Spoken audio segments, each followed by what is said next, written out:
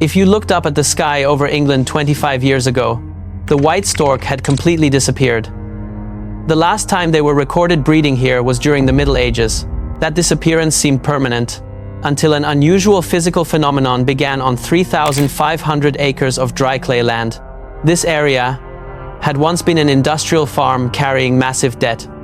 Accepting failure, humans completely withdrew. They released large herds of grazing animals to roam freely, trampling and turning over the soil, a decision born from complete deadlock. But that very collapse became the greatest breakthrough for nature's system. Without human direction, the wild herds silently reshaped the entire landscape, triggering a surge in biodiversity and transforming this abandoned land into an economic model generating unimaginable profits. This is the full account of what really happens when you return supreme power to nature. England is a country with heavily exploited agriculture, with nearly 70% of land continuously plowed. The average farm here is about 215 acres. Knepp Estate, at 3,500 acres, is a giant. But massive size only brought massive losses. In the early 2000s, intensive farming here hit a dead end. Knepp's land is cold, heavy clay. After decades of chemical fertilizers, pesticides, and ruthless plowing with heavy machinery, the soil microbiome was severely degraded. The soil lost its water retention, turning to mud in winter and hard as concrete in summer. Yields consistently hit rock bottom. This 200-year-old farm was losing money every day. Collapse was inevitable.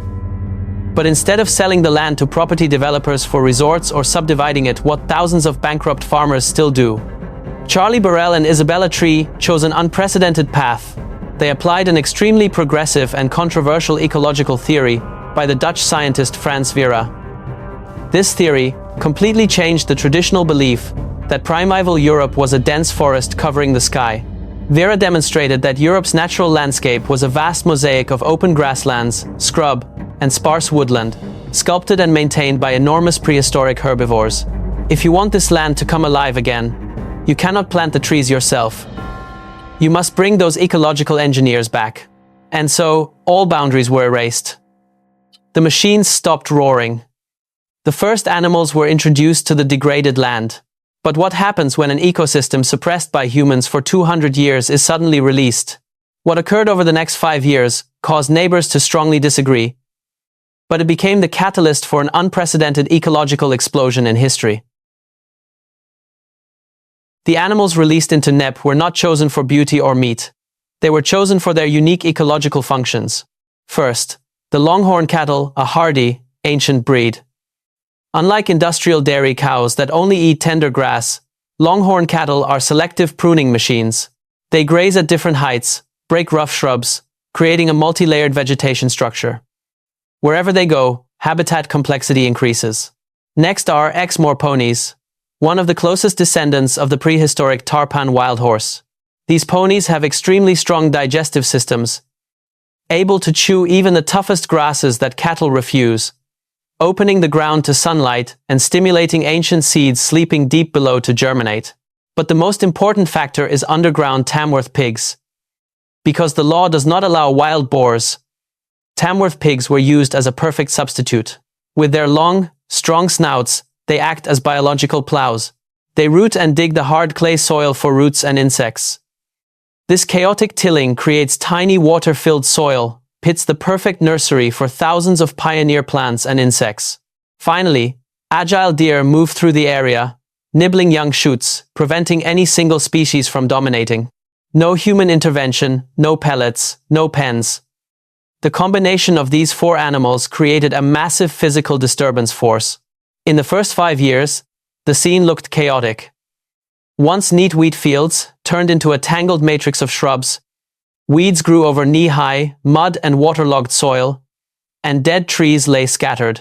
The local community called it landscape destruction, but scientifically, a great chain reaction had officially begun. That chaos was not decay, it was the first heartbeat of life. As the landscape changed, uninvited visitors began to appear. The data recorded in the next section forced experts to rewrite wildlife conservation textbooks entirely.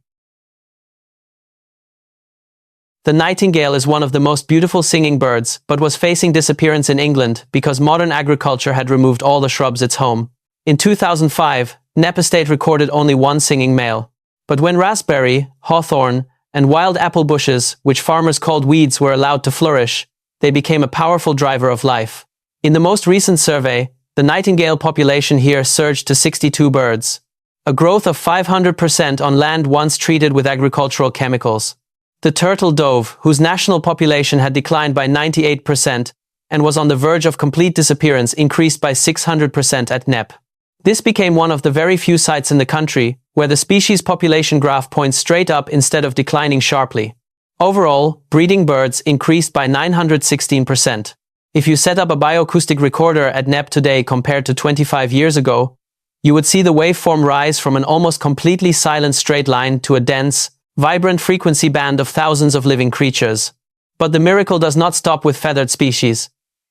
Insects, the lowest foundation of the food chain, also recovered at an astonishing rate.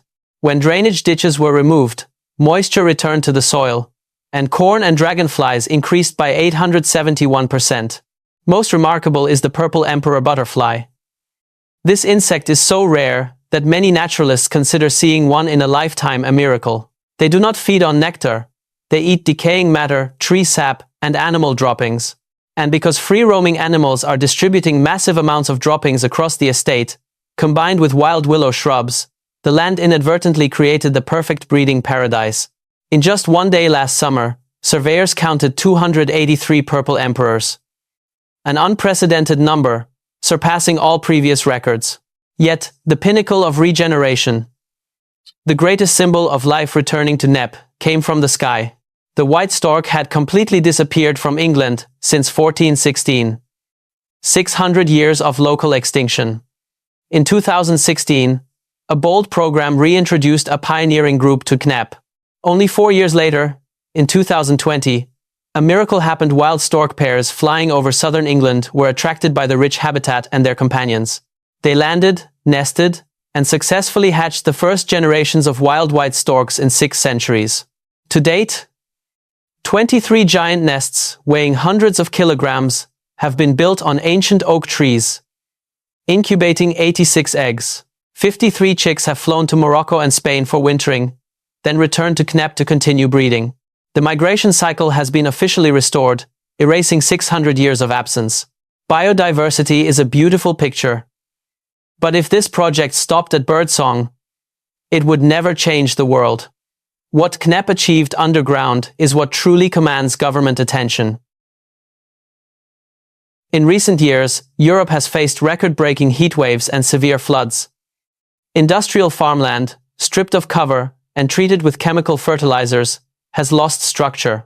When heavy rain falls, the soil cannot absorb water, causing widespread flash floods. During drought, the soil cracks and crops wither. But data from Queen Mary University in London at Knepp uncovered a groundbreaking finding: stopping cultivation restarted the planet's most complex underground infrastructure network. Over 25 years, wild roots have penetrated deep into the soil, creating billions of microscopic water channels. Massive amounts of animal droppings are buried by dung beetles. Soil microbial biomass increased by 125% compared to surrounding farmland. Root-associated fungi networks spread hundreds of kilometers under every square meter of land, functioning as a giant pumping and nutrient storage system. The result? Knepp's soil is no longer hard clay, it has become a giant sponge. During the most severe droughts, while neighboring farms struggled with barren soil, Knepp's vegetation remained lush thanks to the enormous water stored deep underground. When storms arrive, this sponge absorbs millions of cubic meters of water, reducing peak floods for downstream communities. It provides absolute climate resilience that no artificial flood control structure can match. Moreover, the Carbon Project report shows that the thickening organic humus layer at Knepp locks away massive greenhouse gas emissions. Land that once released carbon dioxide due to plowing now sequesters carbon at rates comparable to long-established native forests. It saves wildlife. It stores carbon. It prevents floods. But all ecological ideals mean nothing to a farmer under financial pressure. The harsh reality: you cannot protect the environment if you are bankrupt. So how does Knepp make money? The answer overturns all conventional principles of land economics. For centuries, humans held a rigid belief land only has value when exploited to its maximum for food production. Conserving nature was seen as an expensive luxury hobby for billionaires with nothing but time. Knepp's financial data completely disproved this belief with real numbers. This estate is not a charity. Today, it is a highly profitable business, generating cash flow that is larger, more diversified, and more stable than during intensive farming. Where does its income come from? Premium organic wild meat. Free-roaming animals do not mean they reproduce endlessly. Without apex predators, humans had to manage population control. A small surplus of animals is harvested annually. This 100% natural pasture-raised meat, free of antibiotics and industrial feed, becomes a luxury product highly sought after by London elites at sky-high prices. It generates massive revenue with no costs for feed, medicine, or pens. Ecotourism, people crave to see wildlife. Knepp offers safari services right in the heart of Europe. Tens of thousands of visitors pay every year for walking tours to watch birds, search for purple emperor butterflies, and stay in luxury camps among wild herds. It turns dull clayland into an international tourist destination. Ecosystem credit market. In the new era, big corporations and construction companies must compensate for their environmental impacts. Knepp sells biodiversity credits and carbon credits to these organizations. By allowing the land to recover naturally and sequester carbon, they earn huge, completely legal, and sustainable income. In summary, this model not only eliminates hundreds of thousands of dollars in annual chemical fertilizer costs, maintenance of plows and harvesters, and expensive fuel costs, it creates a positive cash flow ecosystem, employs more people, and generates a wider variety of jobs from rangers and ecologists to tour guides rather than relying solely on lone tractor drivers. It is living proof a perfectly functioning, highly profitable system on land where traditional farming had to admit defeat. 3,500 acres. A farm on the verge of bankruptcy. 4 herbivore species. And a decision to completely let go of control. An experiment once considered crazy in a small corner of England has now sparked a global rewilding revolution. From the mountains of Spain, the steppes of Eastern Europe, to barren farms in the United States, the Knepp model is being widely replicated. Humanity has finally learned a valuable lesson: we do not need to use our arrogance to manage nature. Nature inherently knows how to heal itself. All we need to do is provide space, return the ecological engineers to the land, and step aside.